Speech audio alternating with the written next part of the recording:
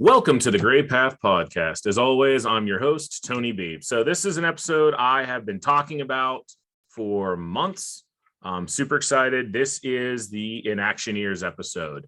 Today, we are going to talk about adaptability. We're going to focus this episode on the game Starfinder. This is just some of the Inactioneers. And we're really going to share some stories, share some laughs, and we're going to talk about how learning to roll with the punches is integral to life. So we're going to go around the room. Some of these faces may look familiar just from a previous episode when we did our depression episode. So we're going to start here with JJ, aka the sad boy. I'm the sad boy.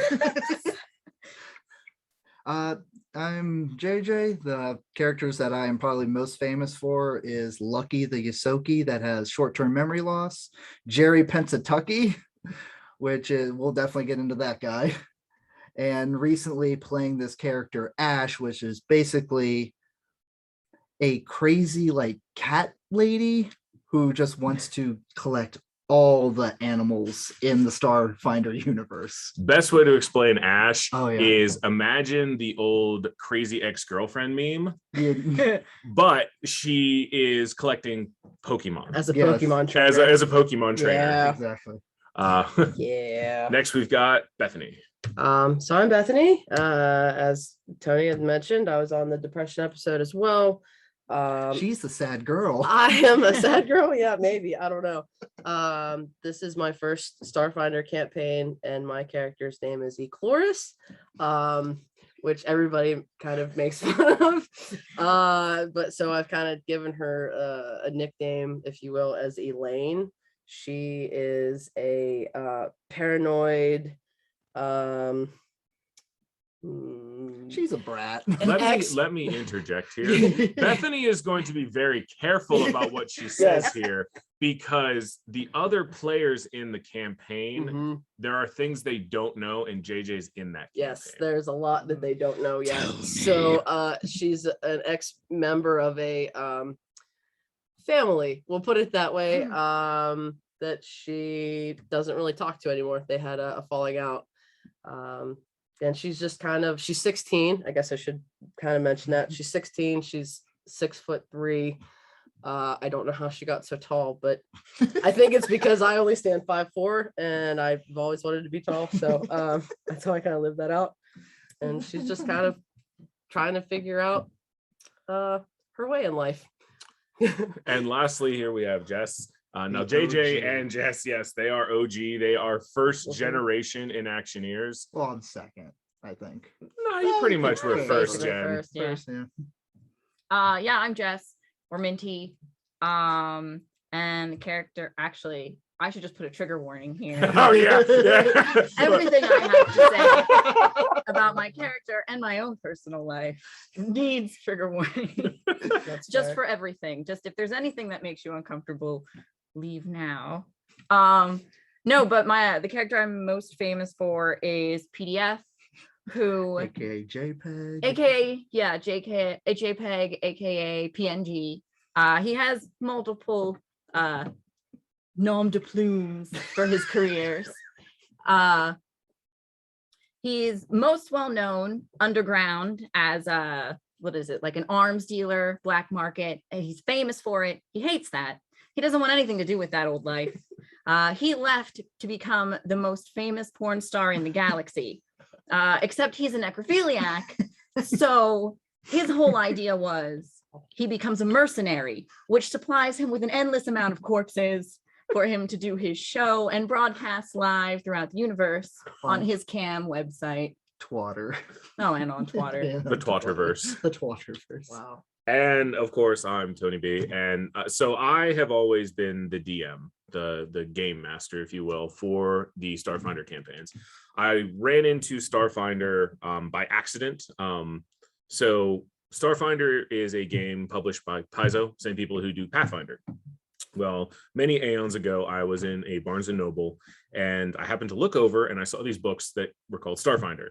And I was like, someone's going to get sued, because that sounds a lot like Pathfinder, not knowing it was made by the same people. So I picked up the core book, and I immediately fell in love. Now, we had been playing D&D for quite some time, and I feel Jess can back me up here.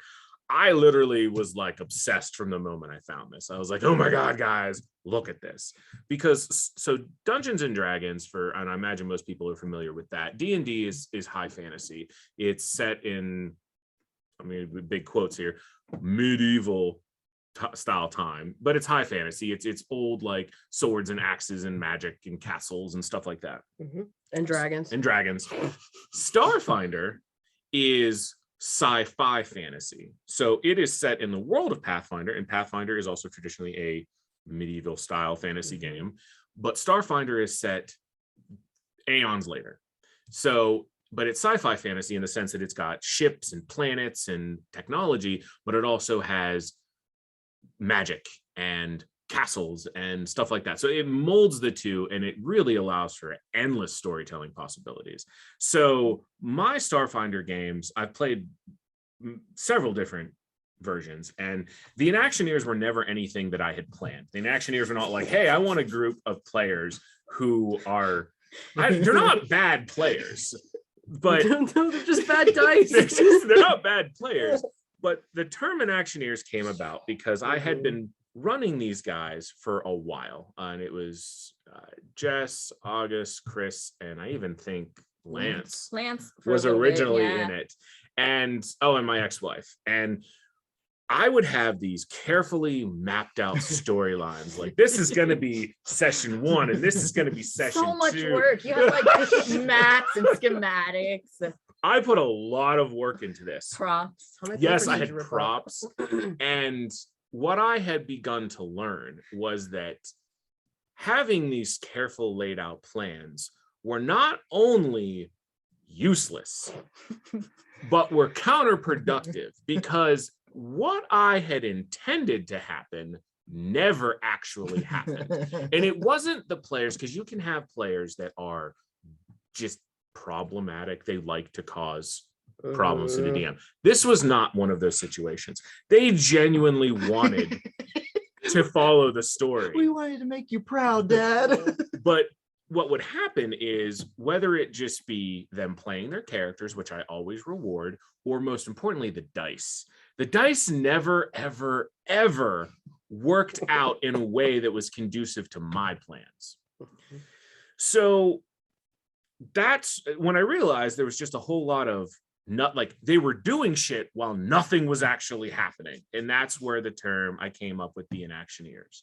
So I've had many different storylines over time. Now, all of my Starfinder storylines are actually part of a larger universe that I have designed. And we're going to be telling some stories here about various campaigns. So for anyone who has not played D&D, for anyone who's not played Starfinder, I'm just going to take a real short piece here, explain to you how the game is played. So you have friends, you have dice, you have a book, and you have a DM.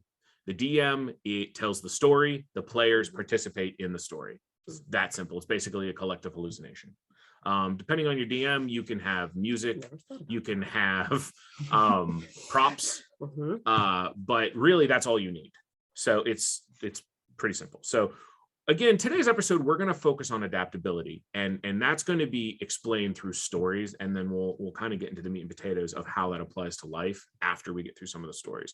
So I have written down a few choice tales, which we are going to share. Now, for those who are watching or even listening, okay, some of these stories include JJ and Bethany. Some of these stories include Jess and JJ. So there are stories here that will be told that Jess has never heard. There will be stories here that Bethany has never heard. So this should be fun. JJ's the common factor. He is. He is the glue. Giant quote marks. Your power is heart. Oh God, I'm the dude with the monkey. Yes. Damn it. Does that make me Captain Planet? Because I like to think I'm the Don Cheadle of Captain Planets. One thing to note before you get into this real quick, you could honestly have done this entire episode just on being a DM. If you think about it. Likely do an episode at some point on that. Can I just clarify? Nobody looks to join the Inactioneers. The Inactioneers is not something you sign up, that you just happen to get thrown into it. So it's a group of people that just, you have to do something so spectacularly epic or most likely failure in You order can to have an be epic failure. yeah, in order to just be, and then you're just labeled in that group. For my repeat listeners, anyone who listened to my episode with Lou about Dungeons and Dragons, Lou is an Inactioneer. He was a second gen And Inactioneer. he's the most competent player. He is the most competent player ever. But for some reason, when he joined us, it's like this is all going downhill, and I don't know why. And I think these stories will prove well because like at least one of these is kind of my entry into the Inactioneers. Yep, one of our stories here will, and I believe it's the last one we have on the docket, is Bethany's inaugural moment, if you will, her awakening. Yes. So we're gonna start with this because they were all first level. They were weak. There was gonna be a boss battle where it was gonna be this Yosoki thug and his compatriots who were all hidden in the bushes, and he would come out and he'd be like, "Hey, you remember Spike?" And I was expecting some role playing and something would happen. So this is how it played out. "Hey, you remember Spike?" And JJ comes back and goes, "Fuck Spike." He then proceeds to decide that he's going to Superman punch. So I forget, I had some weapon that was like like powerful, like yeah, it was basically like a powered gauntlet. Yeah, and just so he decides to trigger combat. They roll initiative. He gets so first people up in initiative are JJ, followed immediately by August. Max damage. So he goes, "I'm gonna jump and I want a Superman punch." So he jumps. He hits, crit, rolls for damage, max damage. I'm like, oh shit. They don't know this is a boss. All of a sudden, I'm like, fuck, he's got like 5 hit points left. So then August is like, oh, I'm just gonna run up and I want to stab him. Roll, critical, max damage. They drop him. Jess, we're out of combat at this point, so initiative order doesn't matter. Jess goes, I'm gonna loot the body. Runs up, loots the body. Drugs. So, soon as that's done, the entire party then looks up at me and goes, yeah, that was fun. What's going on? So to which I go, well, that was it. That was my whole So thing. what happened was after they dropped the strongest motherfucker in the group, everyone, so this is all they saw. Hey, Spike, book Spike, punch, stab, dead, loot. And then a bunch of people ran out from the bushes and scattered. So literally I had spent all this time. I mean, I had like stats laid out for like casters that were in the bushes and tactics worked out. You look like Charlie from It's Always Sunny with the conspiracy board. With the Pepe Silva. Yes, I had everything lined up. So now I'm left with like 2 hours left in our play session. The big battle that I had been like prepping hours for ended in real time 30 seconds. In the game world, 6 seconds.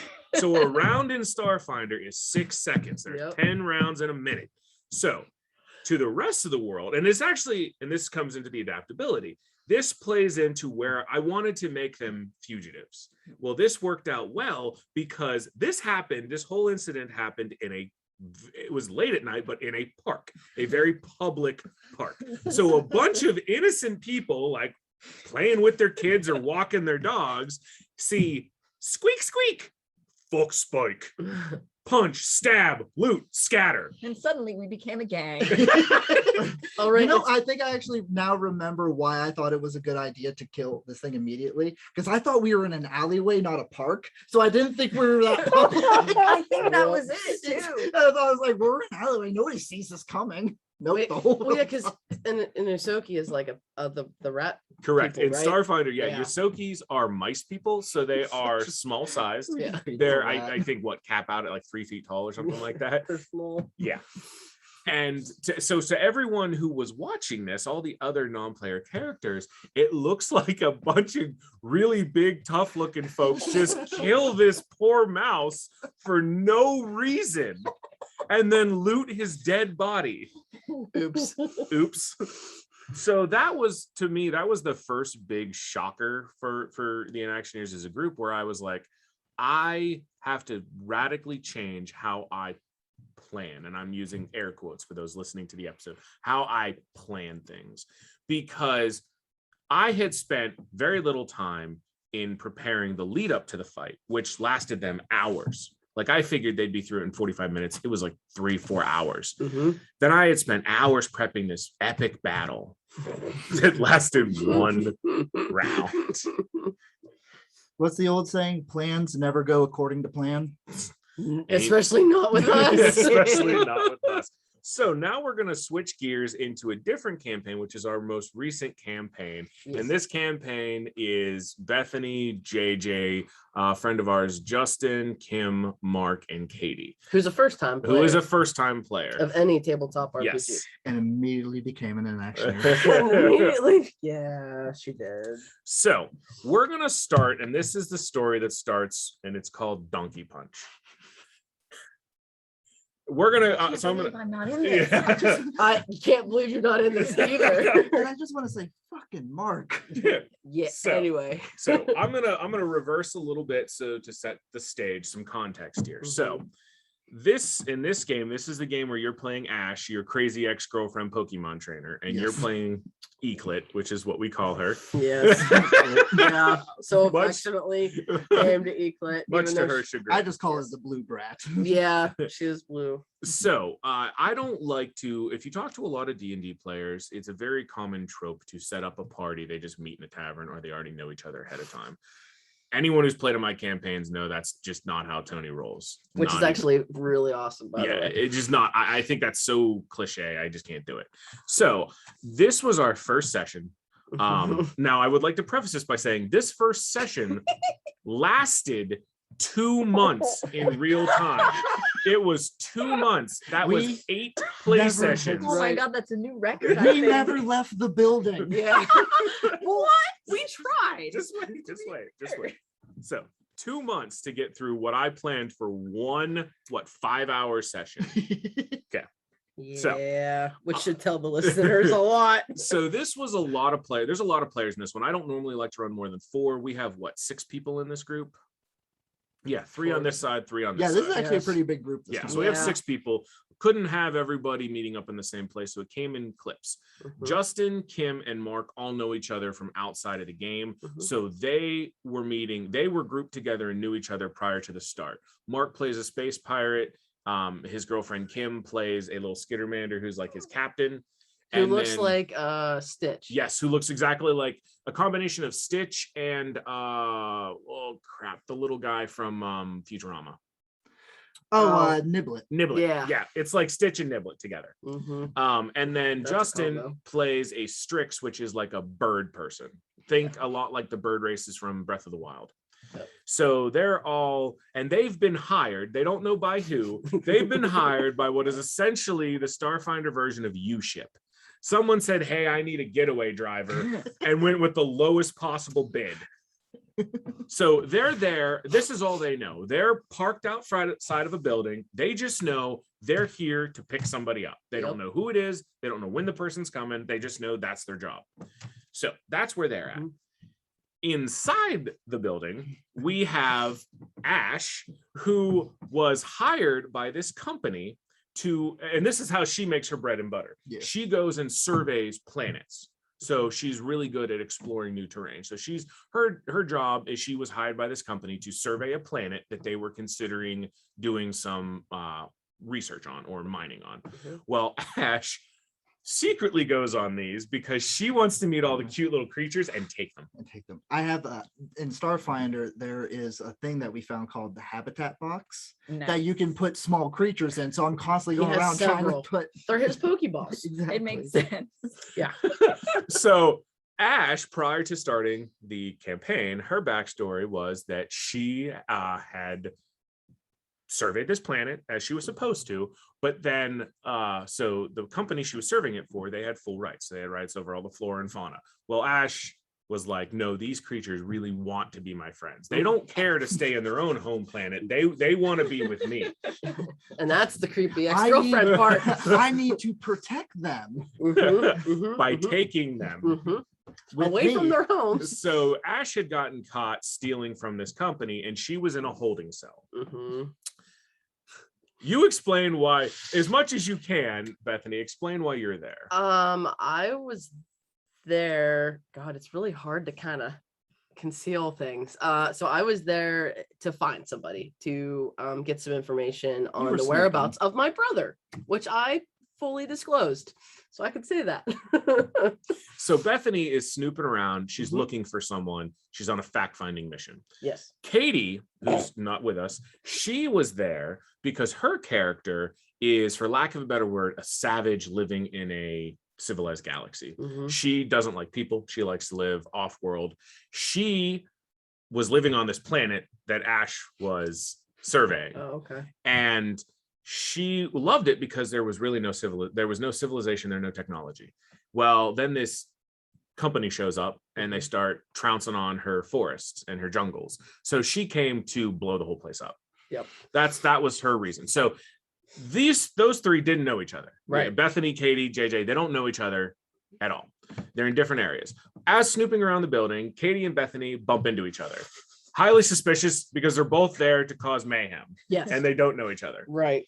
As they are kind of doing the, wait, I'm here to blow it up. No, I'm here to blow it up. A door opens up. Oh yeah, because I remember I'm like, Tony, I'm just gonna crack the code. All right, crack the code. I rolled a 7. I rolled a 7 on my computer's check. Meh, meh. Yeah, so Yeah. he decides he wants to try to hotwire a door and get out of the room. He fails it, Nope. as is his way, and sets off an alarm. Mhm. Doors. To which Okay. Katie and I are on the other end, like so the door is in one location and then Katie's character is outside of the one side and I'm on the outside of the other side because her and I are still having this conversation about like I'm here to blow it up. No, I'm here to blow it up. And then And then the door opens and out stumbles Ash. Which is basically just like, and I'm just, oh, hello. Shit. So they're all freaking out at this point because the alarm's going off. yes. They all decide, well, first there was some discussion and then they realize Very they need to quickly. run. Yes. So while being chased by armed security, they run away. Mhm. Now, while all of this is going on, simultaneously outside of the building, Justin, Kim, and Mark are sitting in their getaway vehicle. Mhm. Now, we should explain that Kim's character is about 3 feet tall. Mhm. Justin's character is average height. Mark is playing a dragonkin. So He is freaking dragon. 12 and a half feet tall, 18 feet long. Yeah. Mhm. Perfect. Mhm. So he really blends in. Oh yeah. So he's hanging out of the side of this transport that he has crammed his big ass into Mhm. when a security guard comes over and asks for some identification. Well, they're criminals. Mhm. They have fake IDs. They use their fake IDs. Guard says, okay, follow me over here. I need to check them. So as they're following him, and the guard is played by me, and I just made this up. This was not planned. I just made this up. I decided that the guard happens to be like really into he writes fan fiction and he's Oh, yeah. really into it. Oh yeah. And he loves to talk to anybody about his It's fan fiction. Yep. So he starts chatting up. Well, I say chatting up. He starts talking to Mark. Talking at Mark. Yeah. more like Tell him about all this really cool fan fiction that he's writing. I don't even remember what it was about. I don't know that I ever really outlined what it was about.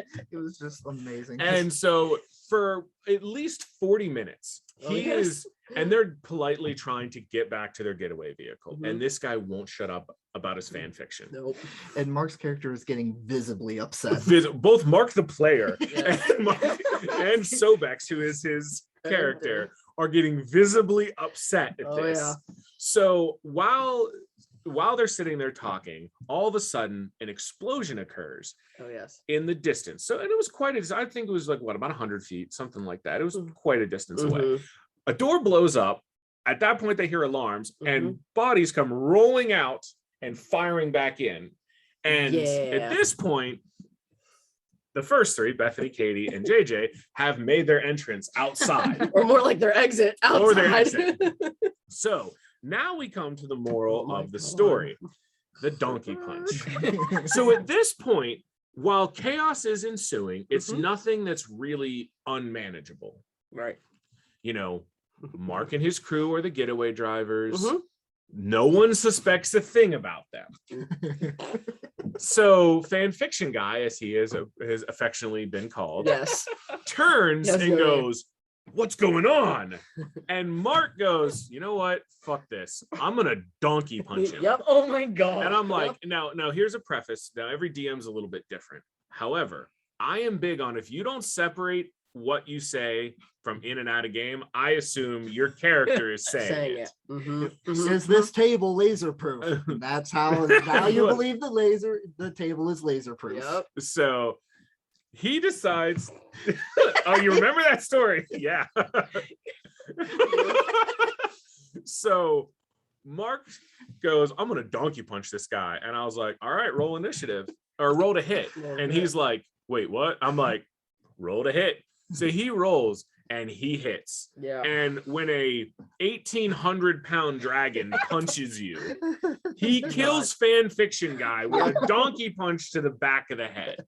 So at this point, now everybody knows There's a problem. these are bad guys. So without spending an hour explaining all the in between, a lot of bad shit happens. Now, one of the fun stories from that initial encounter is from the player Justin. So God. Justin's Strix is he plays him French. Which is And hilarious. It is hilarious. And he's probably the most logical minded character. Like the one with He's the like head the on his engineer. shoulders, Yeah. like the best. He is Mhm. like our new Lou. He's just competent. Yes, he's Huh. very competent. Mhm. So Yes. he's playing a Vanguard. Now, this is the first campaign I've had with anyone who's actually played a Vanguard. Mm. And we've played what for 3 months now? Yeah, give I or take. still don't know what a Vanguard can do. And there's a reason for this. This is so on theme with this entire thing.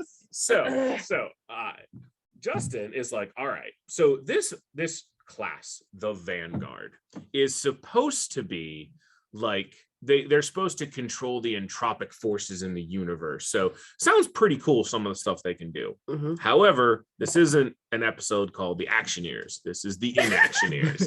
Yes. So Justin's like, all right, he has his bone blade. He's like, I'm drawing my bone blade. Oh, that's I'm going right. to attack this guy. Just lowly grunt. He's like, I'm going to attack him. I'm going to start gaining entropy points. I'm like, okay, roll to hit. He rolls a 1. Yep. Now, that's a critical failure. That's an auto miss. But that also means you have to draw a card from a deck I have called a critical fail deck. Yes. He draws a critical fail deck. His weapon breaks. Yep. First hit of the fight, he breaks his weapon. It's the only weapon he has. Yep.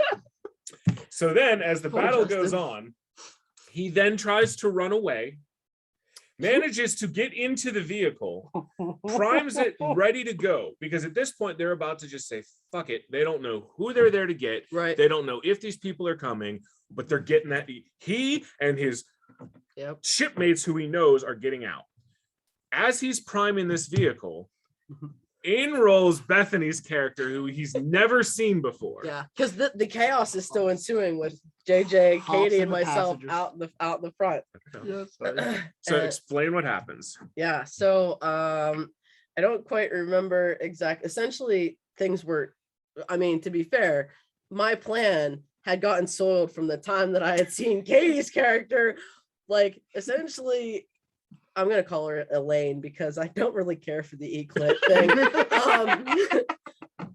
Oh geez, if I would have thought about that a little bit longer. So Elaine, essentially, her plans have been foiled since the moment she ran into Katie, and it's just been like thinking on her feet pretty much from then on. So we're out in the front and the guards are coming after us and we're trying to get away. I see that Justin is in the ship and I'm like, oh, I'm gonna get away too, because I don't know JJ or Katie at this point. I'm like, every man from them or woman for themselves, I'm hauling ass and getting out. Well, I jump into the back of the ship and I forgot to close the door. And that became very apparent as the grenade rolled into the ship right behind me and went kaboom. So poor Justin, who at this point broke his weapon on the first hit he has done the entire game for the whole campaign, broke his weapon. He was dropped at least once. Yeah. Yep. Had to Oh, that's right. Yeah, he got dropped at least once. Yeah. Finally managed to crawl away. Yep. Gets into a vehicle safe and sound. She comes in, doesn't close the door. A grenade rolls in, lands at his feet, Yeah. knocks them both out. Boom. Yeah. So Perfect. that Yeah. ends with crazy ex-girlfriend Ash, Sobex, who's Mark's character, and Nimbus, who's Kim's character. Now, Mark and Kim's characters know each other. They don't know Ash, but they're all find themselves in a cab running away. Yeah. While Bethany, Katie, and Justin go and get into custody. Mhm. Now, we will be telling more of this story in a little while, Yes. but I have to say, the plan, this is what was supposed to happen. Oh God. They go, so people outside wait in a vehicle. Mm-hmm. Inside, Bethany finds the guy she's looking for, gets the information she needs. Leave. Katie's character causes some chaos, no big deal. Mhm. Ash's character talks her way out, gets fired, moves along.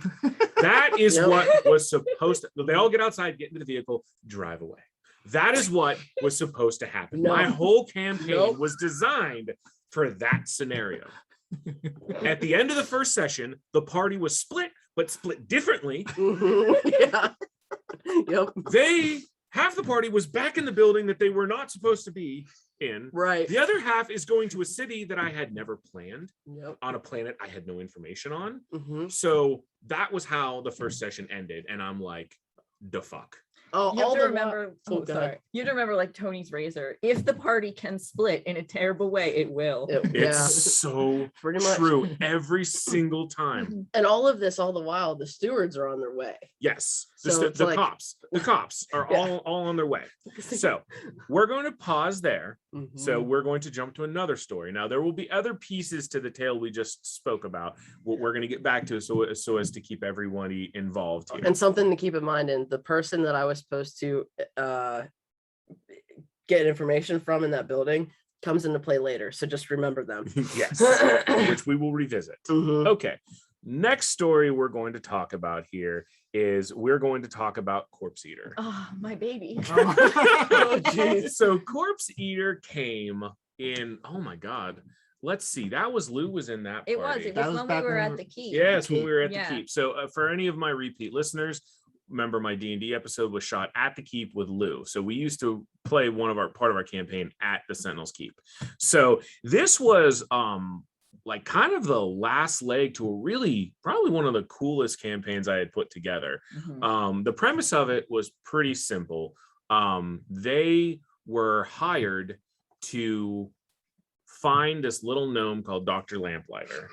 And live to this day. they Oh. found Curse that man. He gets triggered by just the name. Lamplighter. so the whole campaign started out with a bunch of the first like 3 sessions I had really just designed to get them experience and get them working together as a group. So the whole first probably 3 to 5 sessions were just these little missions that didn't seem like they were involved. They were all working for what the hell was the name of that company? Oh God. I don't even It was remember. basically mercenary for hire. Yeah. And there was a Southern lady who was the reception, Yes. the sweetest thing. And she was like, oh, hey, y'all, how you doing? Oh, that's just fantastic. I got yourselves. I got some new missions for you. So that was the receptionist that I ran.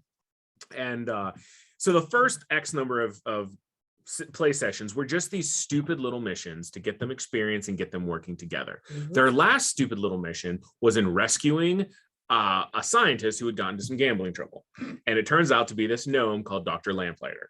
And he was a typical gnome. He talked really fast. He wasn't really, seemed like a nice enough fellow. Seemed like No. All right, I thought he seemed like a nice enough fellow. it. So anyway, they have to get Lamplighter. They rescue him from the people who have him, and they escort him to this planet, Diamolco. Now, Diamolco is a planet within the Starfinder universe. What the players didn't know is Diamolco is known as the planet of the kaiju. So big giant, think Godzilla level Godzilla. monsters. Needs to know about kaiju. Exactly. I'm gonna write this down because Ash might want to visit that planet. Oh, no. So the players did not know that that's what Diamolco was known for. And this campaign took almost a year, and I gotta pat myself on the back here. I really slow played it. So I kept giving them little pieces here and there about what was going on, because Lucky was in that campaign. Yeah, Lucky was the little Yosoki that had short-term memory loss, Yes. which I highly And the leg compartment. Yes, the Yes. leg compartment, which I highly. It was funny playing that character because I would forget what I put in the leg compartment because I would roll to be like, Tony, let's see what I find in my leg compartment. He would just make up some random. Yep. You found a geez. sandwich or whatever. But It's like I a highly. Or the poisonous mushroom. I was just because no one Poison wanted to mushroom. mention the poisonous Oh mushrooms. yeah, I that was a completely fun forgot time about for the party. Hey, what's in my leg? Oh, I harvested these in the cave. Wow. I Whoops. highly recommend this if you do want to spice up your tabletop role-playing games a little bit. Play with a handicap. Oh my I love. gosh. Or Best. two. Yes, Or I two. love playing with a Ugh. handicap. So I was like, I'm gonna play a character who has short-term memory loss. That was my favorite. It's quite interesting. So I without forgot going to into all the mention that. details of that campaign, it was so they basically got hired to rescue Lamplighter. They brought Lamplighter to Diamolco, and then the people at Diamolco needed some like temporary rent-a-cops. So it reached out to the company who these guys were working through Mhm. and worked out a contract where for basically free housing and a stipend, they were there. And it Okay. looked like a paradise. Like it looked like a paradise. Everything was state of the art. These big giant mansions they were given. Mhm. It looked too good to be true. Mm, Spoiler alert. It was It too good to was. be It was true. too good to be true. That's fair. What they slowly, and I say slowly, began to discover was that the entire place was completely a lie. The buildings Oh. were mostly hollow. The things that looked extravagant and expensive were fake. And the whole thing was built as a trap to capture what's a creature called the Kylocore. Now, the Kylocore is, so in Starfinder, every monster has what's called a CR rating, a challenge rating. Mhm. And it's basically, the CR rating is what level your character should be to just stand a chance. Right. A Kylocore is a CR 20. A Kylocore is it's about the size of Godzilla, roughly. Okay. A Kylocore is drawn to population densities. So on Diamolco, anyone who's native knows you don't gather together, especially above ground. Okay. So there's more to What was our level at that time? We were like, first or second. yeah. Oh dear grief. They were never designed to fight a Kylocore. Oh no. We Ever. weren't supposed to go there. And you give us too much credit because you're like, slowly they realized, no, the Kylocore jumped out in our faces. And we were like, oh, it was a trap. Oh, it was a trap. All right, so Lou was starting to figure it out. Remember, Lou was the competent one. So, I mean, literally, this went on for like a year in real time. We played this. And then on a dark and stormy night, the Kylocore finally attacks. And at this point, I had somehow managed to build the suspension, the tension within the group so well that they knew something bad was going to happen, but they didn't know what. So the Kylocore attacks, half the party gets killed in it, and they end up underground chasing after Lamplighter.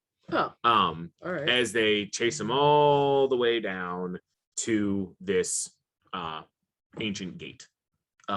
And he opens the gate and they don't manage to stop him as he rushes through. Oh, So the last thing they see is him waving, bye guys.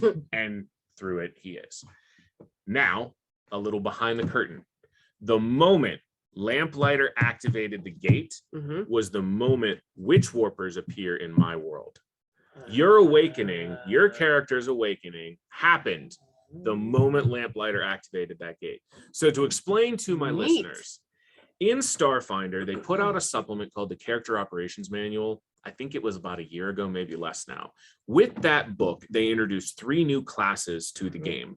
One of those classes is the Witch Warper, which is, from a role-playing standpoint, my favorite class of any role-playing game I've ever played. A Witch Warper is basically someone who can draw their power from alternate realities. And there's all kinds of leeway you can go with that. Mhm. But because that whole campaign that we played with Lamplighter witch warpers were not a thing in the game. They hadn't been designed yet. Right. But now that they are, and I've made one, I've got players that have made them.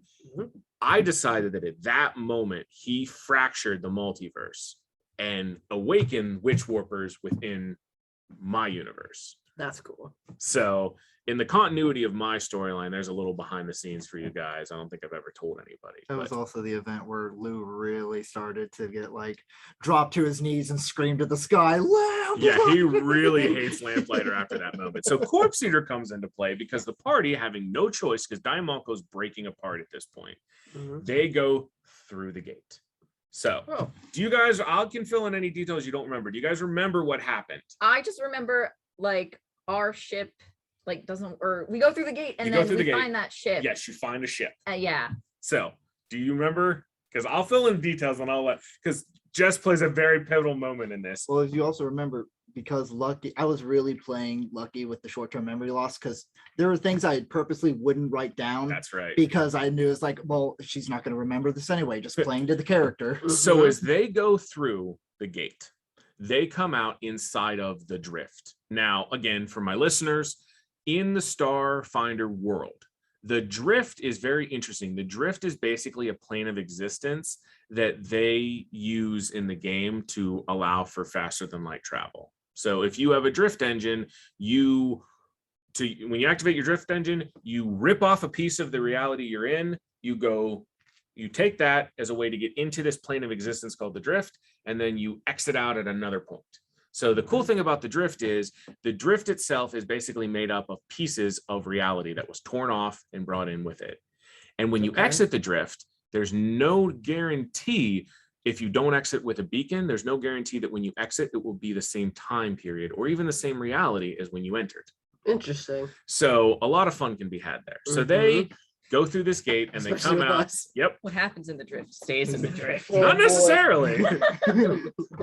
Yeah. As you'll soon find out. So Right. they go through the gate and they end up in the drift, and it's creepy because they're like on this piece of land and they're looking around and there's no stars, Yeah. and they're like, something's not right. Mhm. They have no food. They don't know what to do. They stumble upon and they come across a ship. At first, they don't realize it's a ship. Then they realize it's a ship. So Tony's Razor, the party splits because it makes sense to stay together. No, party splits, and Jess wanders off. On I her wandered own. off with Lou. Oh, was it with Lou? Yeah. Yeah, Yes, Lou Lou. and I went off because he was the captain and he was like the only character, because like most of the characters I played with had it up to here with my like watch my porn, sending them spam emails everywhere we went. It was like grenades with ads, like I remember because Lou God. basically told my character, go fix the ship with Seth, which was the cloud that secretly wanted to kill me. Yes. yeah. Okay. Yes. So I had gone off, my character had formed a mild attachment to Lou's character because his only reaction was just like, so I was like, perfect, you don't hate me. Fair. Hey. So we went and started exploring the ship, and I think first we came across the captain, didn't we? Yep. Yeah, which was just like bones in a chair, wasn't it?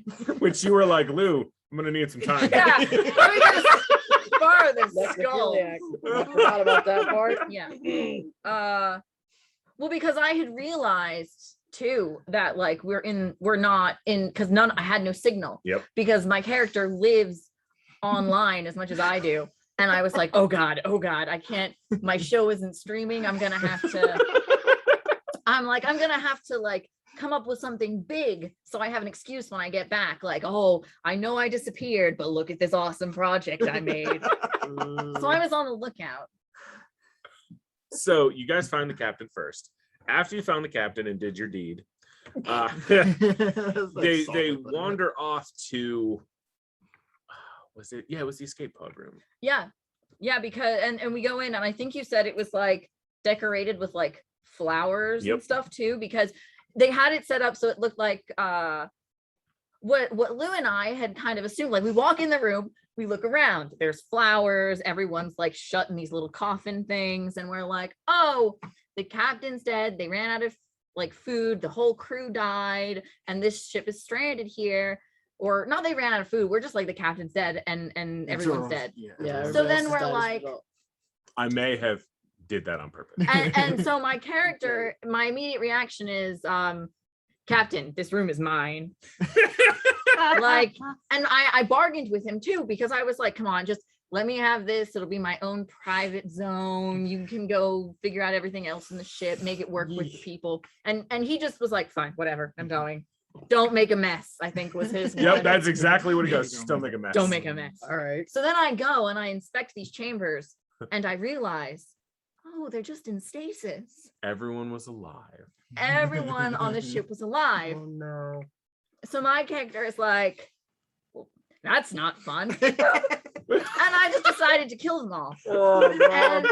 And at that moment, everyone around the table, like in real life, because they weren't there, but they were watching me do this, I think people were like, you need to change your alignment. That's fair. I was neutral at the time. That's clearly not. Oh boy. So my character, does his thing. Yep. Lou comes back. Lou's character comes back. Well, no, this is how. So her character kills them, Mhm. does her thing.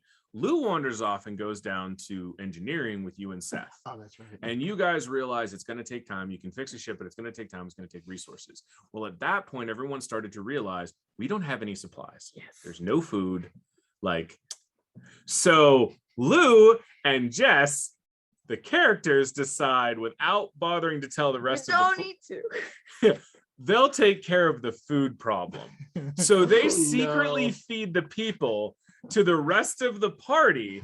But by like the graciousness of my existence, I avoided the entire moral quandary that Tony Yep. had set up, because no one had to be like, should we kill these people? What can we do? I Nope. already did it. I was like, perfect. We'll just feed these to the crew. They'll never know. And Remember, this episode is about adaptability. Adaptability. I And then mean, when we finally fixed the ship, we have to come up with a name for it. And it was great because my character was obsessed with the corpse fleet, Yep. which lovely people. So in the Starfinder universe, for the listeners who are not familiar, one of the major players in the Starfinder galaxy is a planet called Eox, and it's the undead planet. The undead have their own planet. They have their own representation on the core worlds, everything. But even the undead planet, even the Eoxians don't like the corpse fleet. The corpse fleet are like renegade undeads. Nobody likes them. So this is Except how for me. this is I'm in how love we with equated them. it. Now, let me say here, okay, I'm going to make a comparison, but before I make this comparison, I'm going to preface this, okay? No one here has anything to do with white supremacy, Nazism, Oh, anything. no. Fuck all those people. Mhm. Irrevocably. Fuck them. That being said, okay, there's a perfect analogy to explain a ridiculousness. So the corpse fleet are like the Nazis in the sense that everybody hates them. Okay. So at one point, JPEG comes across a corpse fleet uniform and Immediately loves it, buys it and wears it everywhere. It's my favorite outfit. Well, the thing, and my character is obsessed with him because I'm a necrophiliac. I was say it makes perfect and sense. there are dead people walking around. It's Yep. perfect. Yeah, you're this universe's Marilyn Manson. I don't have a cult or anything. Not yet. But Oh no.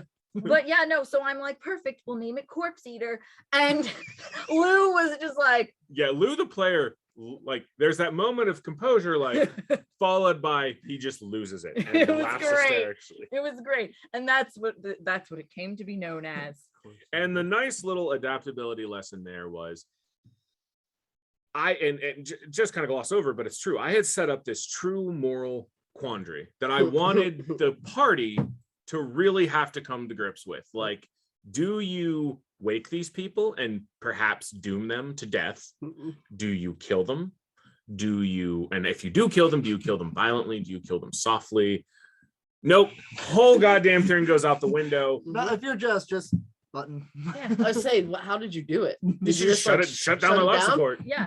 All right, went that's in, was fair. like, boop, boop, boop. They were all asleep. It was kind of, it It was a mercy kill. was a mercy killing. And I it actually think- worked out well because they gained a ship out of it. Yep.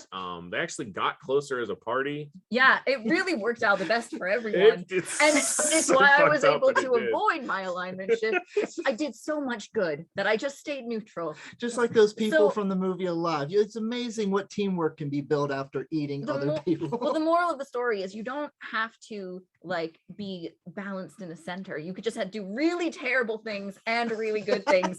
And Also then you're good. And then your karmic scale is balanced. Right.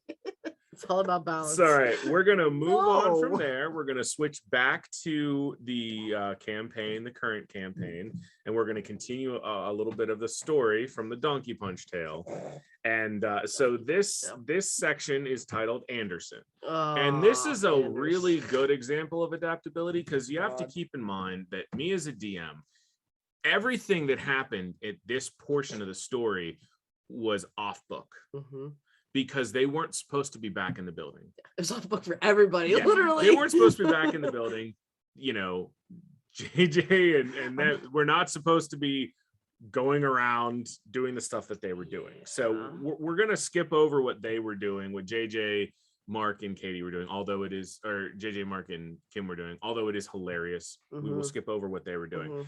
This portion of the story is right after Katie, Bethany, and Justin get arrested after those flashbangs go off and take them out. So they all wake up, for lack of a better term, they wake up in an interrogation room. And there is Just Katie and I, though. just Katie, yes, because Mhm. Justin, the player, couldn't make it. Right. So I just had him elsewhere. Yeah. So Bethany and Katie were in this room together. Yep. And in comes someone they have just decided to call what, Sparkle Pants? Is that what you guys call him? Sergeant Sparkles. Sergeant Sparkles. Yes.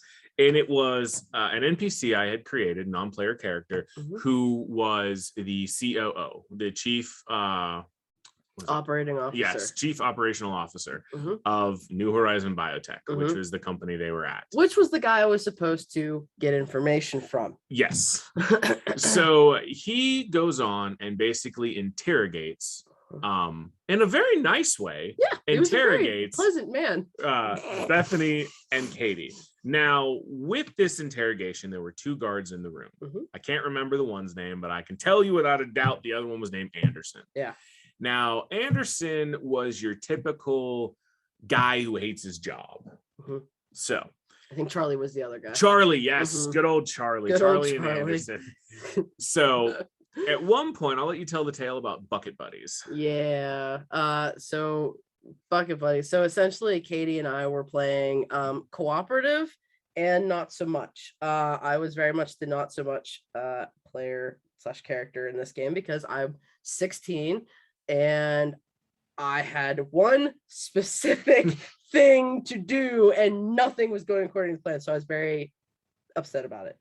And essentially I was trying to make distractions and she was trying to like be all like, I'm sweet and innocent and I'm not going to do anything bad. And she asked Anderson, I think it was Anderson and Charlie, for like, hey, I got to use the bathroom. And their response was, well, you're like essentially pop a squat and like pee on the floor, or like they're like, okay, well, we'll bring you in these buckets. And we're like, they set the bucket, like they have us stand up and we essentially are like shackled. Our hands and our feet are shackled to like the chair. And Anderson comes and he undoes my shackles. And while he's doing so, I am trying to, well, no, I had a handout at that point, didn't I? Yeah, I had a handout at that point. Talking about adaptability, this is kind of a good thing to get in there. I was able to slip my one shackle, and by the time like he came to come get like to come let me free, I didn't know what to do. So my knee-jerk thinking on my feet was to shove my hand back into my shackle because I was like, I don't know what to do. And while I was doing this, I rolled was a 1. Yeah, I rolled very low. Yeah, it was a 1. I rolled a 1 trying to get my hand back into the shackle, so I ended up like essentially smashing my like. She mangled her hand. I mangled my hand. Beautiful. And I was like, well, this is just great. And Anderson comes and undoes my shackles. And because at this point, the tension was pretty heavy at this point between the two of us. And because Katie's just like, I'm just going to be sweet and like do whatever. And I'm just like, no, I'm not having it. And he grabs me and I'm like, I essentially scream and make it like, hey, you just messed, like, look what you just did to my hands. And once, because my charisma is a +7, speaking of roles and things, my charisma is a +7. So I was able to tell Sergeant Sparkles and Charlie, like, hey, he just mangled my hands. So I'm going to step in real quick. So what she means by a +7. So when you play the game, you have stats. Anything you say you want to do, me as the GM, the DM, I make you roll to see if you can pull it off. Yeah. A +7 is a very good modifier for first level. So she wanted to bluff. What she wanted to lie and convince others of her lie. Her charisma goes into her bluff score. She rolls, boom, she gets super high. Yeah. She manages to convince Sergeant Sparkles, as they called him, was Anderson's boss. He is, he's the leader. She convinces his boss and his coworker that he just smashed her hands. Yeah, because at that point, like like I said, the tension was so thick. Like Anderson was out for like, he just wanted to treat me very badly, and like I had done the whole mangled the hands thing, and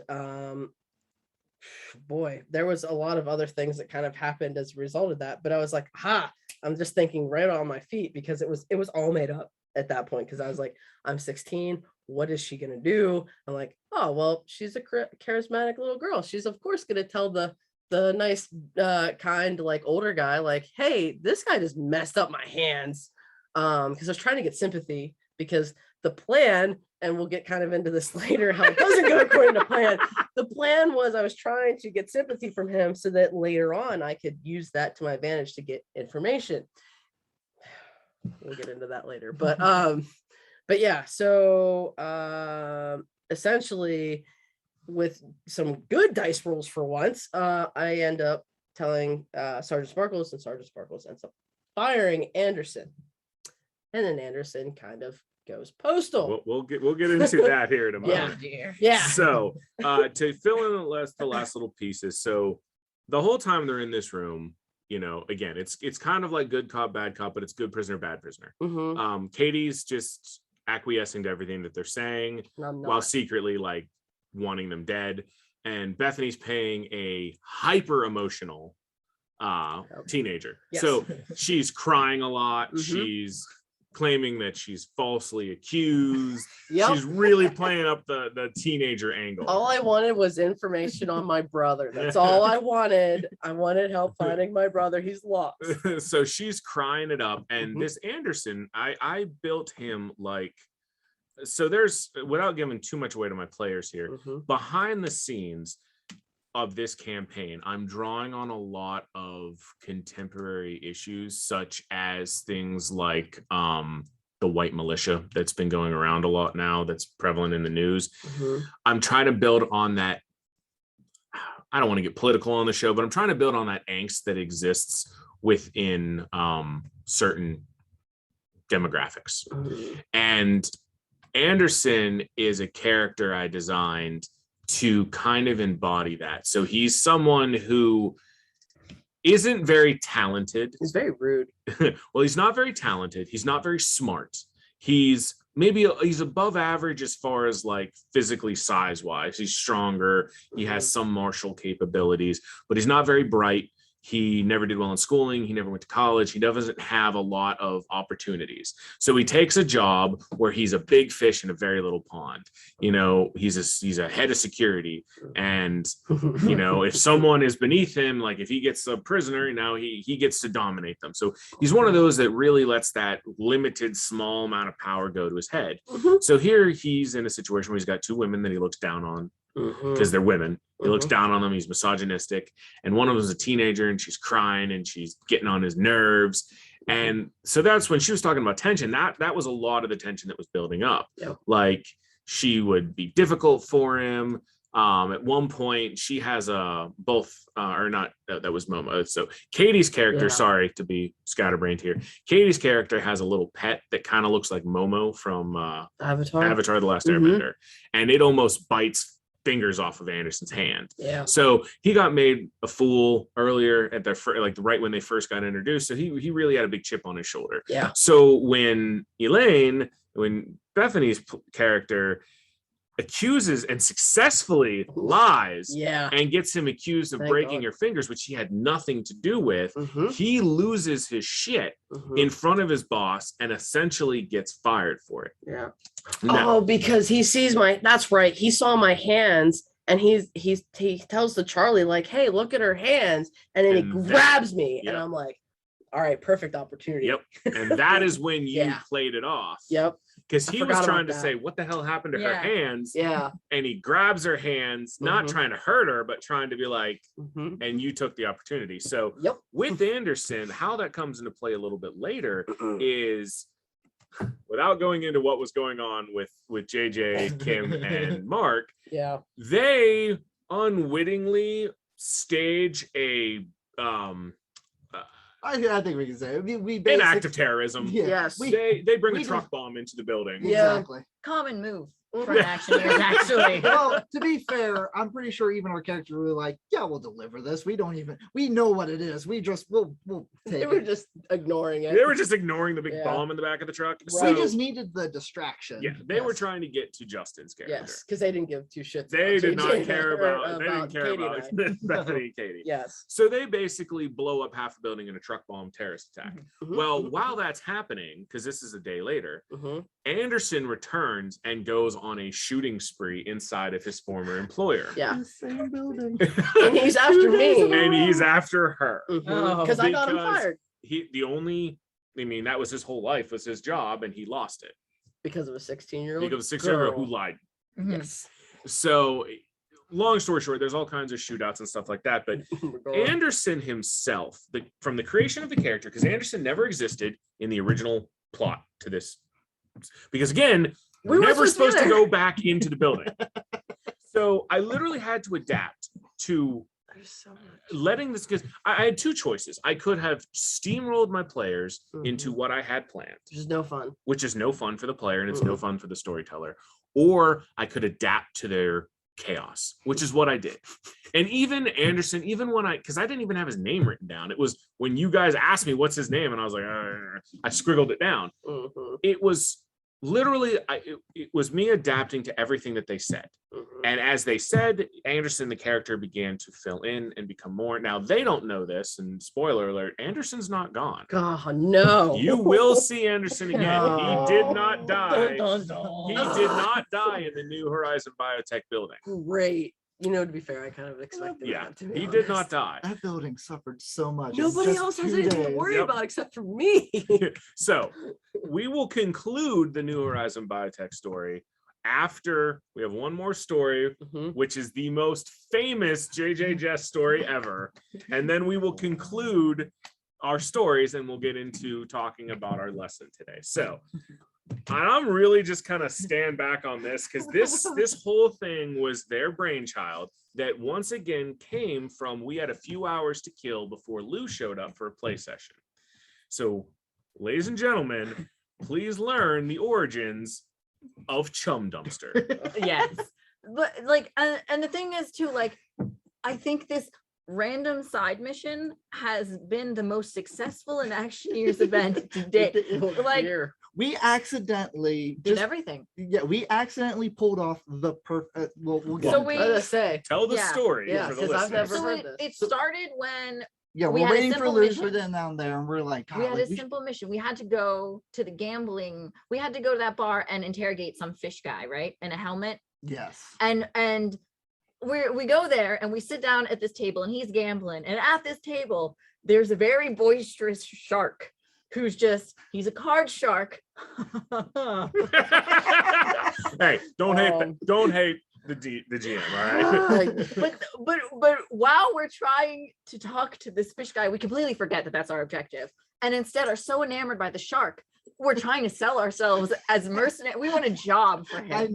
We're like, come on, we'll we'll like torture people for you. We'll kill them, you know. Well, I remember because we went into that bar because this is when I had Lugnut, the Mhm. little mechanical dog that I had a whole Aw. playlist of like folk punk songs that I would just randomly play. So basically I just kicked down the door, played a random like folk punk song, and everybody in the bar's like, who the hell are these assholes? So Nice. let me pause real quick to give our listeners some clarity here. So in this game, Oh, that's right. you're playing Jerry Jerry Pennsyltucky. Pennsyltucky. Now, the character Jerry Pennsyltucky is probably the closest approximation to JJ the human I hate it so much. as a character in Starfinder. He is a intergalactic truck driver. He has a robotic dog named Lugnut, who all he says is Bark, bark, I am dog, bark, bark. Aw. but just like Chewbacca, he understands, or just like I am Groot, Mhm. he understands what Lugnut's saying. Right. So the whole Who were you playing? I don't remember its name. You were Hank Williams, my No, we'll get into Whoa, we do Oh, get into yes, that. Yes. But but my character was the one who was actually Noble Scion. I was a noble scion, but I was a half elf robot Yes. built so that I could replace my parents' lost offspring, but they were both cult leaders on another planet. And I decided I didn't like their cult, so I ran off on my own to worship chaos. Was basically And you were a witch warper. Yes. The look on Bethany's face when you explained all that. yes. So that's the players. So they're at this card table. Once again, completely ignored why I sent them there. Mhm. And become enamored with trying to get a job with this charismatic guy. Mhm. Who hates us and kicks us out, basically, is Oh. how that went. He was like, nope, get out. But Sounds once we pretty were on thrown par. on the street, we realized that this was a brilliant idea. I know you and I was like, we got to make credits, We- and this is how we make We credits. torture people, we kill people, we get rid of problems. Why are we wasting our time doing all these side missions, getting no credits for it when we So- can make the real money? So we decided to build our company, Chum Dumpster, because we were like, we got to attract the big sharks. We got to throw their problems in the trash. Exactly. Chum Dumpster. Wow. Yeah. I forgot Uh, that's how the so name came in our about. brilliance, we decide to we need backers, financial backers, Yes. so that we can start our business. Mhm. So we just decide to go to the biggest corporate building we could find. I know we were just like, Which what I have place to, I have You to do pause have here. to tell the story. I have to pause here because, so understand, listeners. Okay, I know there's a lot of chaos when people talking right now, but understand this. So this right now, what we were playing at the time was not planned at all. They were here at this time. Lou said he was going to be late and wasn't showing up till Y time, so X and Y. We had a few hours to kill. They, as players, got really excited about this idea. So I'm like, okay, they're on. I think you're in Absalon Station, weren't you? Yeah, I Yes. think so. Yeah. Yeah. So they're in like the kind of the main hub of the Starfinder universe. And she literally goes, we want to go to the biggest, like they went to this certain area where it's like the finance district. She's like, I'm going to go to the biggest place. Mhm. And It's I'm like, like, what looks important? Yeah. That looks important. so they go to this and they basically meet their own Ranjit, this cab driver. I can't. Oh, that's Oh, the cabbie. oh, you're so sweet. They made this cabbie who was if anyone's watched How I Met Your Mother, I kind of based him on Ranjit, which is a cab driver in there, but I made him sound like Stanley from The Office. And he had a wife who he was henpecked, so he talked about his wife a lot. Anyway, the cabbie brings them to this place. I don't even remember what it was called.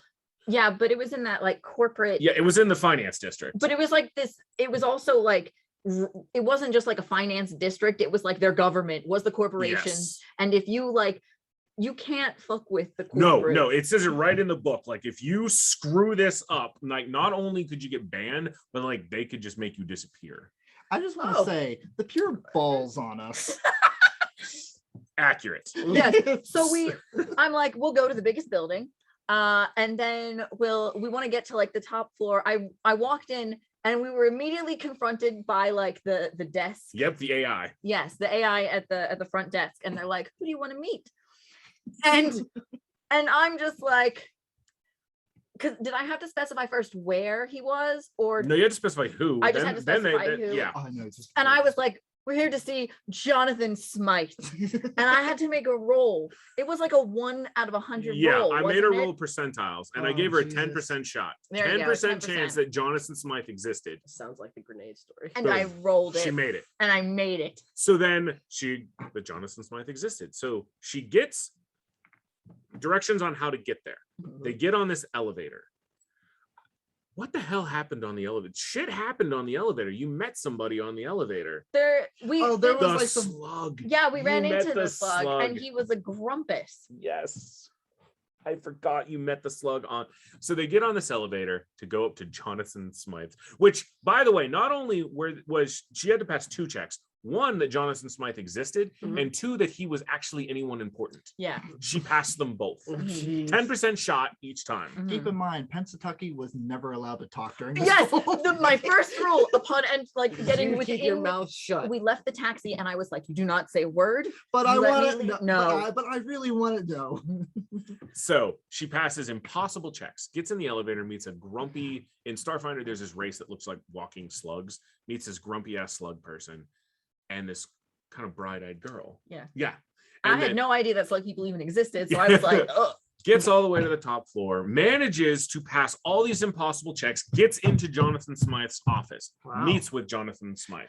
Now, Jonathan Smythe apparently had like a couple weaknesses. One was that he was really into elves. Like he was like elven culture.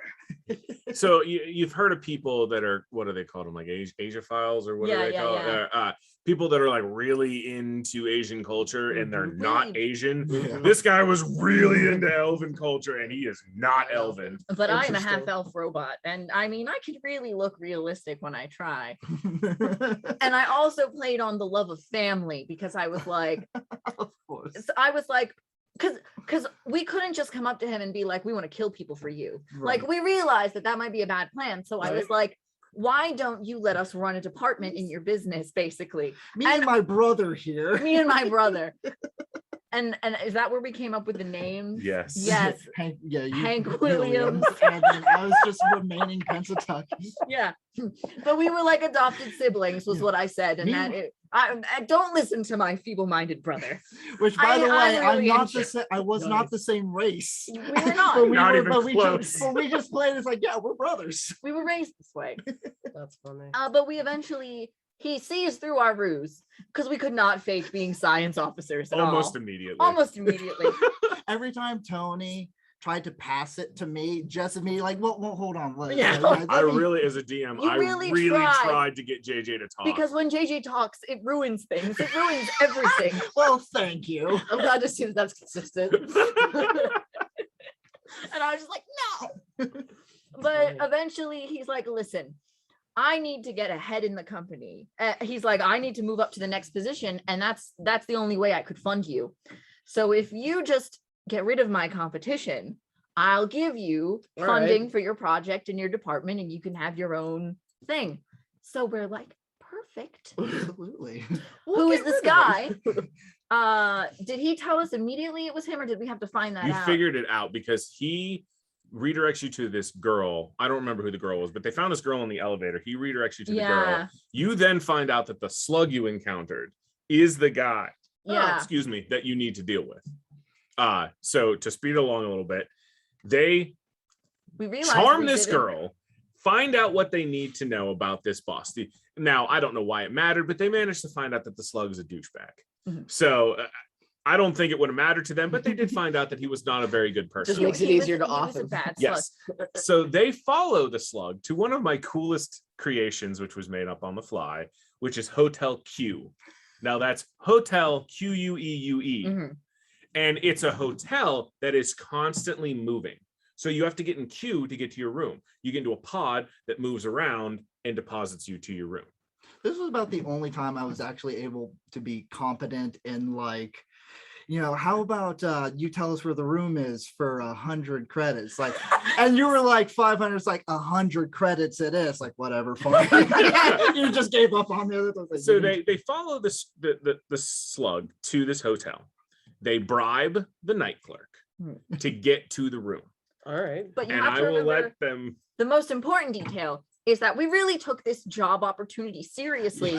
So when we went to interview, we wore our nice clothing. We did not bring weapons. Yes. We did not bring anything They to were fight with. completely unarmed. And we forgot about all of that. And then we show up at the door, like we found the room, we're about to knock, and we're like, oh, fuck, we don't have anything to fight with. We'll figure it out. We'll figure it out. We'll get in there. I'm So- sensing a trend here. They knock on the door. Mhm. My favorite. Who part. answers? A 900-pound uplifted bear. So in Starfinder, uplifted bears, the story is that there is a race of uplifted bears that are regular bears Mhm. that through alien technology and intervention were uplifted. They were given the ability to communicate telepathically. They walk upright. They have a whole culture. They're intelligent. They're super intelligent. They're Mhm. uplifted. Okay. So who answers the door but a 900-pound uplifted bear? A big gay bear. A big, and it was funny because we were like, it's a bear. And Tony's like, it's not that kind of bear. And then immediately later on, you and I both simultaneously go, it is that kind of bear. So they get into the room and they find out. Well, we don't get it because we have to Oh, convince that's right. him because he's like, oh, why are you here? He was a very Brecken, flamboyant. I never had one of you before. No, and so very Jess move. I go, we're the entertainment. Yes. We decided that we were gay hookers that the slug had invited All for right. another round. Because And- it turns out that the slug was cheating on his wife with the bear. Oh, okay. And the bear was like, well, that'll be a fun time, and goes to get ice. I Yep. know. It's like, They yeah, we are- convince the bear Yeah. to go get drinks and ice. Yes. So Right. after they find out that the slug's in the back room, Mhm, so the bear leaves. mhm. Okay. The bear leaves. The slug is in the bathroom or the back room, and we're like, so how do we kill this guy? And then we go and lock ourselves in the bathroom because we're like, this will be a good place to hide. And I'm thinking about my character and my character's powers. And No, I think it was the slug in the bathroom. no. no, he He was in wasn't the there bedroom. yet. He Not was in yet. the other room. He was in the bedroom. And I was thinking about my powers, and I'm like a low-level character. I can't do a lot, but I have this very minor ability to slightly change water. I can't turn it into acid. I can't turn it into like lava, but I can make it kind of salty. And I was like, he is a slug. Perhaps this will work. So Exactly where I thought you were gonna go we with take this. a towel and we soak it in the salt water and we go over to the other room and we knock on the door because we want him to invite us in. And when he does, we just towel him. Without waiting. Yeah. He Yeah. answers the door, and I'm like speaking. I'm like, that's how we spoke. Mhm. And without bothering, they're just like, they throw the towel on his face, grab his arms, grab his legs. He's fighting. We just pick him up. We and lose him at one point. We pick him back. we do kind of lose him. We grab him and we bring him over and we drop him in the tub. Thinking it'll Hurt and we'll have time to like fight him So we'll out. just beat him up. So the slug race actually in the Alien Archive Unbeknownst to us. yep has a huge issue with salt. They Makes sense. dissolve him in the tub. We accidentally commit The perfect murder. They dissolve the slug, God. drain the tub, then leave before the bear Comes ever back. comes back. And we secured our funding. That's the Inactioneers way. We fail upward. That's so weird. And literally they manage to, because then some other stuff happens where they end up doing some minor time travel, Mhm. but they end up with a slush fund of what, like 175 Oh, million yeah. credits. Yeah, we It was basically great. pull off like the scam from The Office about Wow. like the penny Office Space. from office space about like the penny investments and Yep. all that. That's And so like crazy. when we travel into the future or some shit, we have like Yeah, they have a slush fund because the company had shut down or had been, split and merged Mhm. umpteen number of times, but Mhm. their slush fund that nobody knew about Yeah. just sat there accruing interest.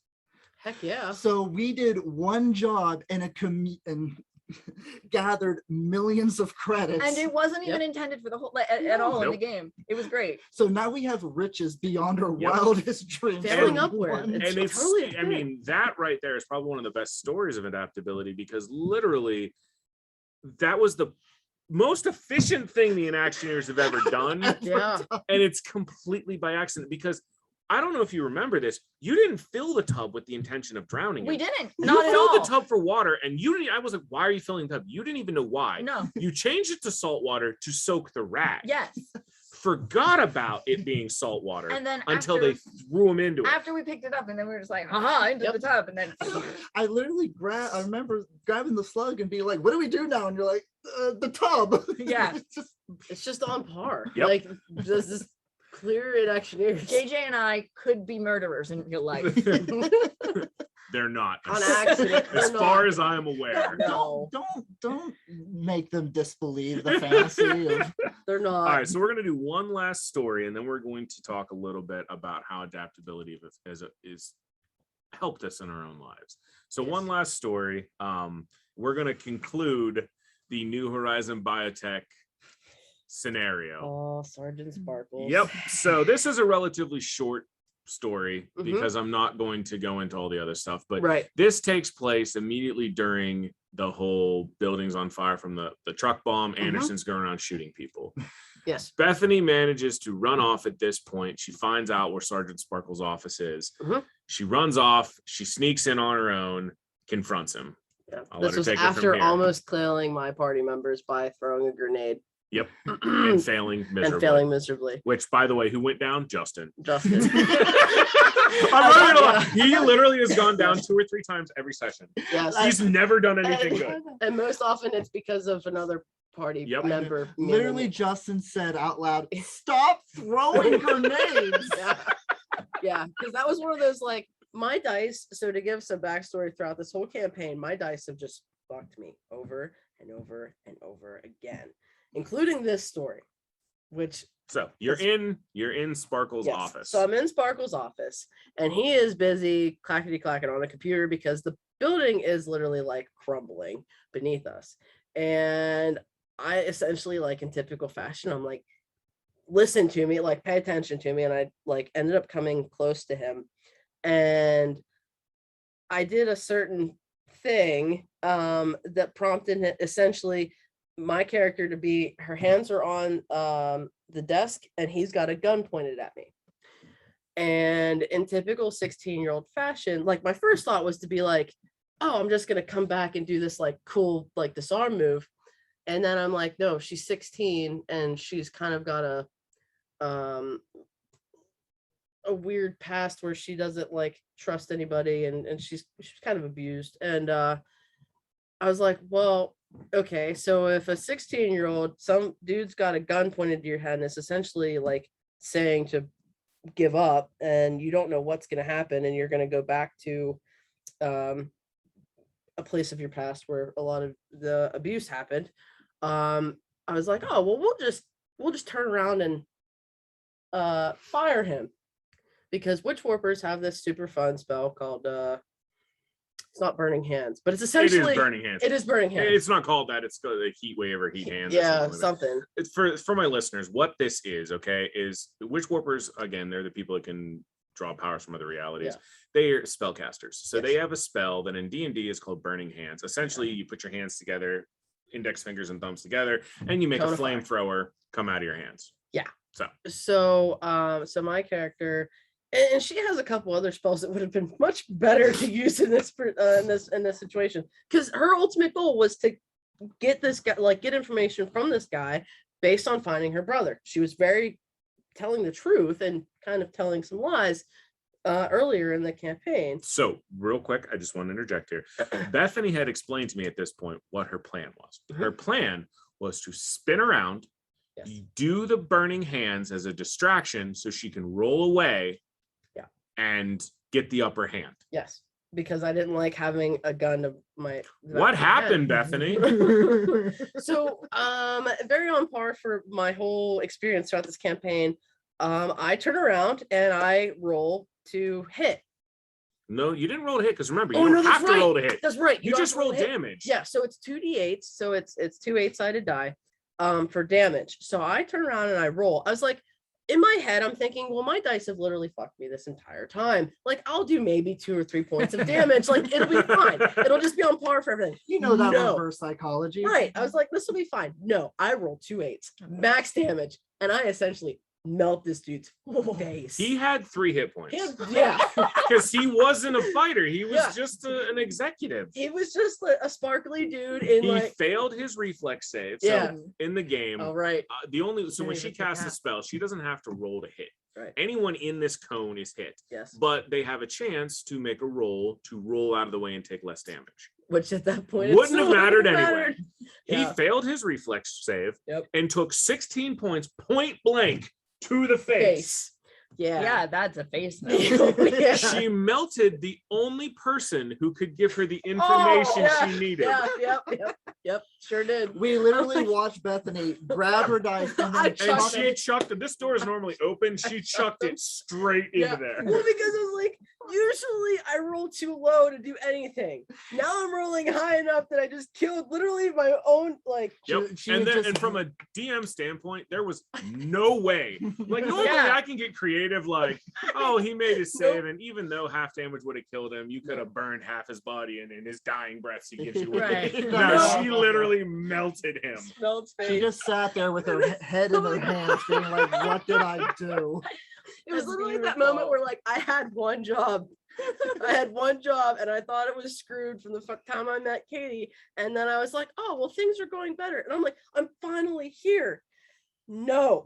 And she kills the and I only reason killed. she was there. Yeah. All right, so Tony looks at me and he takes like, he has like a little card with all his notes on. This guy just goes, I had just all rips this it. information that I was going to give her, Yeah. and there was tables I had drawn out, like I will see how much she gets based on. I Nope. literally just looked at her and I went, "Shh." yeah. And what's funny is my character knows a daze spell where I could have just dazed him Yep. and then like wrapped him up in something and Yep. like interrogate. The whole Nope. fucking reason for days is that spell, like that That scenario. So we I spent didn't think about that. almost an entire month staying in this one Yes. building Yep. for her to try and get the information Oh, she and I And needed. blew she it. kills the guy. Yeah, I was pretty much ready to just be like, I'm That done. was her moment. Welcome to the Inactioneers. Remember, That was everybody, right. you don't willingly join the Inactioneers. You're just inaugurated in. Yes. Yes, so that was her card carrying moment. Yeah. Yeah. All right, so I hope you guys enjoyed the stories. We're going to move past the stories and we're going to talk a little bit about the whole lesson for today. I know it's been a silly episode, but it was supposed to be a silly episode.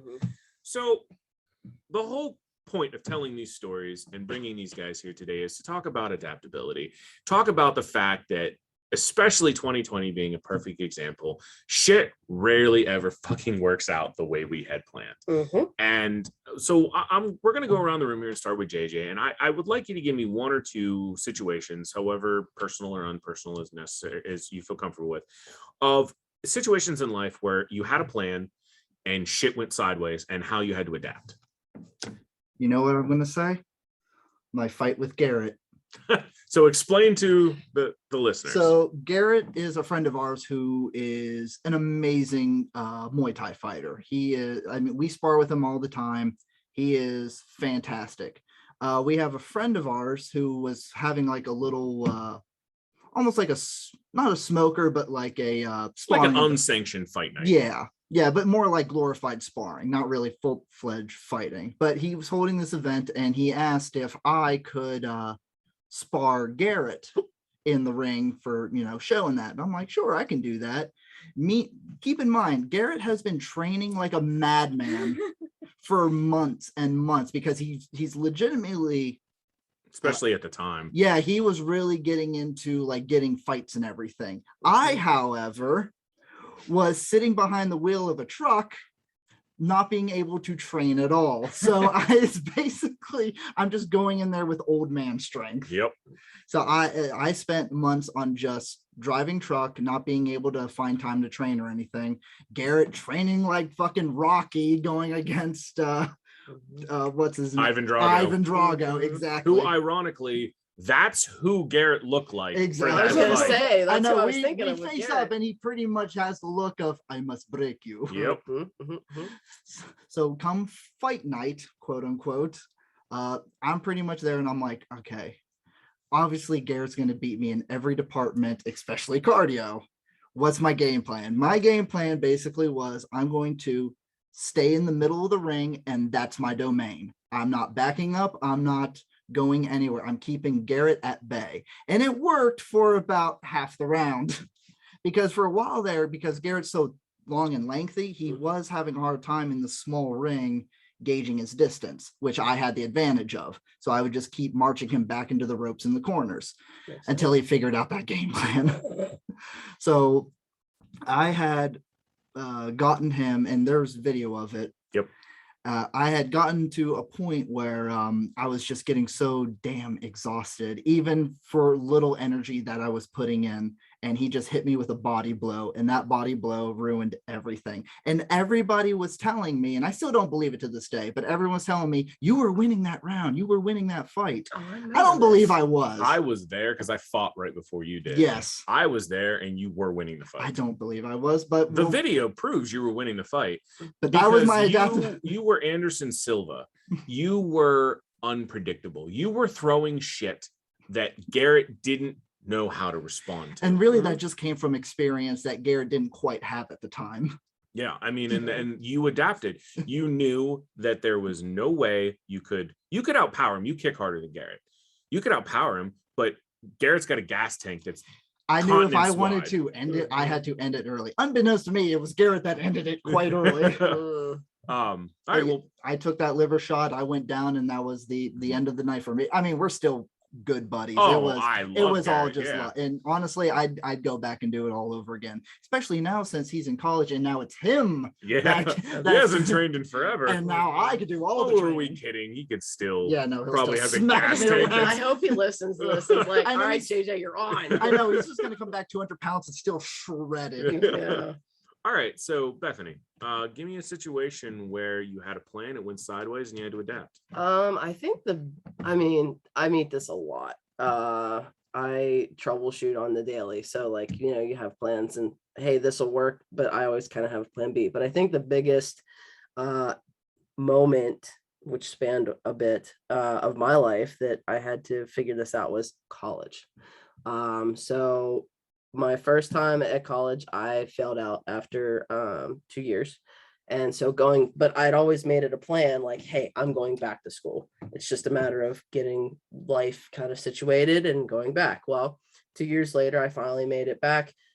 Went through, I was supposed to be a sign language interpreting major. I had a minor in IT because a plan B was a plan B. And sophomore year, I was a commuter student, which means my wheels were pretty much my education. And my car just decided to crap the bed on me. And as a result, I was having to get rides, 30, 45 minutes away to school 5 days a week. And so as a result, I missed quite a few classes. And with sign language, my sign language classes, after you missed a certain amount of class, you started dropping full letter grades. So I went from an A student to failing real quick.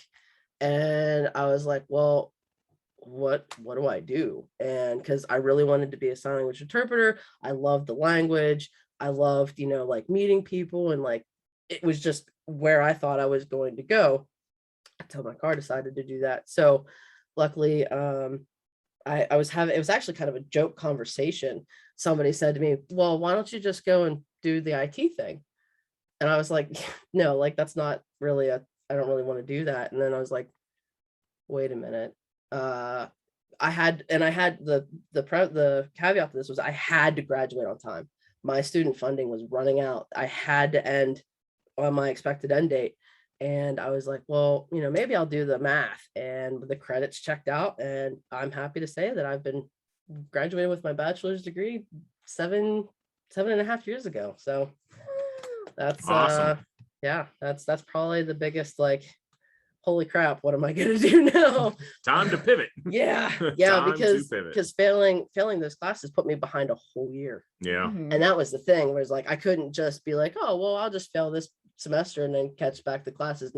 No, it was a whole year that I was like, that's not an option. No. It's either I'm doing the IT thing or I'm gonna drop out with all this debt and nothing to show for it. If I may just sidetrack slightly, a real life Inactioneers moment was the day we found out that she knew sign language. I She was has never- I was gonna bring that up. So Yes. we were at Sci-Fi Valley Con 2 years ago, and Oh we my had known God. Bethany for a year and a Yeah. half at that point. Yep. Not a mention that she Nope. was fluent in sign language. So Mhm. somebody who was deaf came over to our booth, and we both, JJ and I, look at ourselves like, what the, and all of Yeah. and I'm like, Yeah. I look at JJ, he looks at me, and I'm Nice. like, did you know? No, I didn't No, know. I And didn't we know. were like, is she fucking with us? Nope. I That's don't great. remember a whole lot anymore, but Because it's funny because we all have a friend, Courtney, who can speak fluent Spanish. yeah. Never even then did she bring up, oh, I also can Oh, speak by the another way. language. No, it just never. I don't know. It just never occurred to me to bring up. And All right, so you're up. Oh God. It was funny because when I asked you like what it's going to be about, and you're like rolling with the punches. I'm just like, oh, so like my whole life. Your whole life. I'm like, how do I Yeah. pick one thing that's not going to take me all year to explain? I'm not sure. I mean, I think the biggest kind of adaptability thing that I've had to face is just kind of finally done its full term, and everything with my marriage was just, it started off, it was kind of the wrong move for both of us, because we had very difficult childhoods and we had never really been our own person, but we were both like really Catholic, and we went through with the whole like the big Catholic ceremony and everything. We really hadn't ever experienced anything before we married each other. I had had a few awful relationships. August didn't really have very many relationships as far as I know, and we had been best friends, and it had been sort of, my ex-fiance had dumped me, August had been my best friend, we hung out and we were like, let's just get married. And we did that, and it just was terrible. It's the one thing you never expect when you marry your best friend. Someone, and like we dated for 2 years before we even got engaged, and when we got married, it was just bad, terrible fights. Everything was uncomfortable. Like even just, we were incompatible in a lot. But at the same time, we both still wanted to hang on to that. We were like, no, this can't be right. We're meant to be together. So it took a good like 4 years of us just tearing each other down until finally, I think what changed everything was August had come to me and was just like suicidally depressed. And that was when, because I had been maladapting prior to that, where I was just like, I was acting as if I was dealing with things, but I wasn't dealing with anything. I was just hiding and boxing. And then when August came to me, I was like, all right, now we have to actually confront things. And we took her to see a therapist, and she ended up having medical issues that she got looked at, and she got medicated and she started to get help. And then she comes to me and she's like, listen, like I'm trans, because when we got married, she was still male and called herself Josh and everything. And then she's like, I'm trans. And I had always been a non-binary person, and I had been trans and not been trans and gone back and forth myself, but it wasn't something I expected to hear from the person I'd married, and it still threw me off entirely. And it was also having to adapt to that on top of everything we had gone to prior, because I felt very much, well, I suffered through a lot. I went through all this pain, and now there's more I just have to deal with.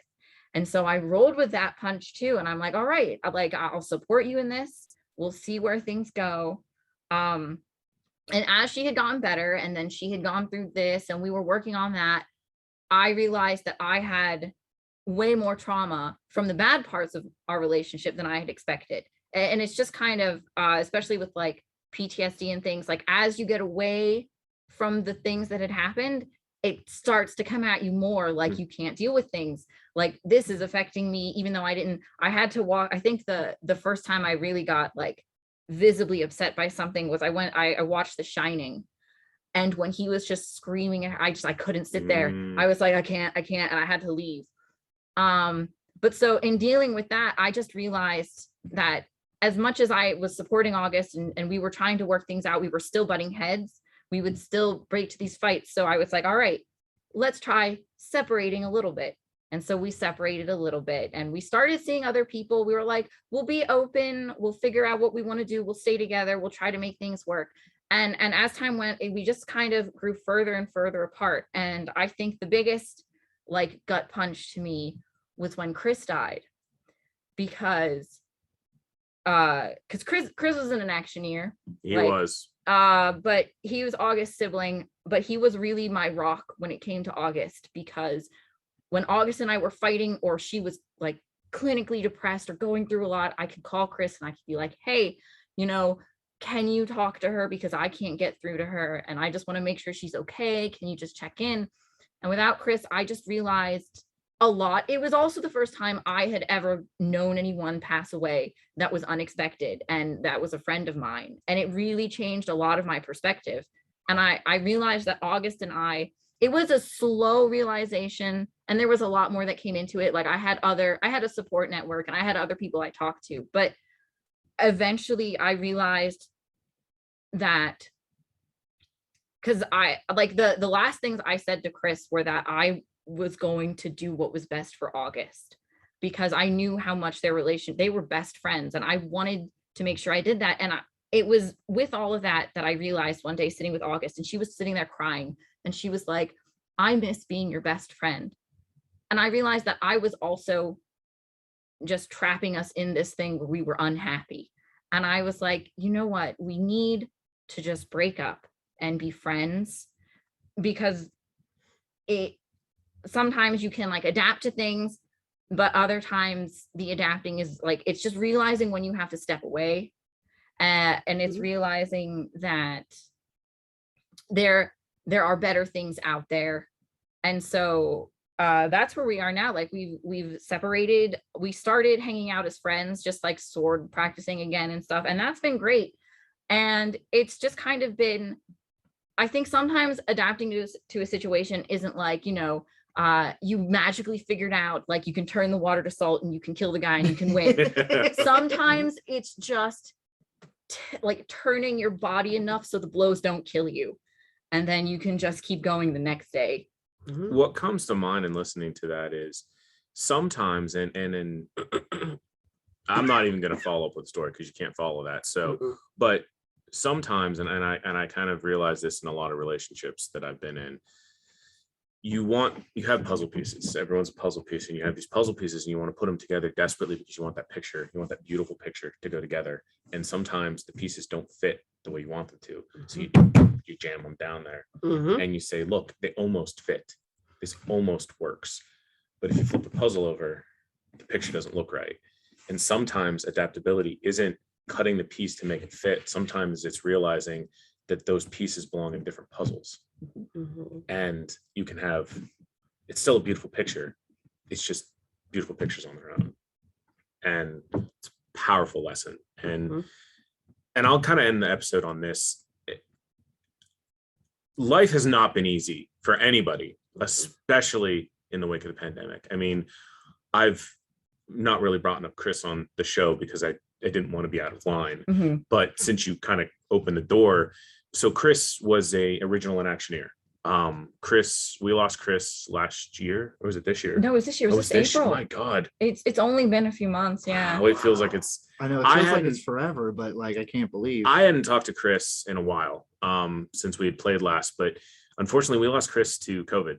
It came quick. He was younger than me. Yeah, and he was in shape. I mean, he delivered ice for a living. Yeah, like I mean, always. yeah, it just, I mean, I don't like to get political on this show, but if you don't realize, and if you're one of those people who deny that COVID is as bad as it is, I'm sorry, but you're just inconsiderate to those who have lost someone to it. I mean, this wasn't an 80-year-old person who was terminally ill. This was a, how old, 34? I think like 33, 34, you know, healthy person. And it came in and it left a Chris-sized hole in everyone's world. So it's, I guess my point is this, it's been difficult. Life's going to continue to be difficult. It was difficult before the pandemic. It's going to continue to be difficult, even though we're on the other side of it.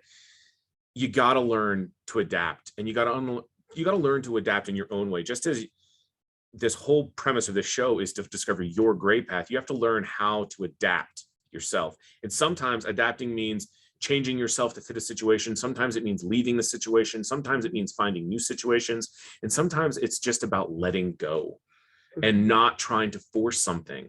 You know, you could have forced your marriage to continue and lost it forever. Or you could acknowledge that sometimes things change. And it's a lesson that I mean, things change. Just because you meet someone at one point in time and things clicked doesn't mean that things are going to always click. People change, events change.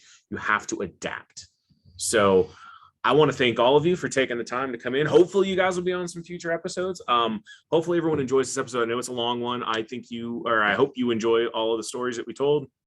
Got a lot of fun things coming up. I'm not going to run through them, but just keep in mind we have a lot of fun episodes coming up here in the coming weeks and months. So as always, I'm Tony B, everyone.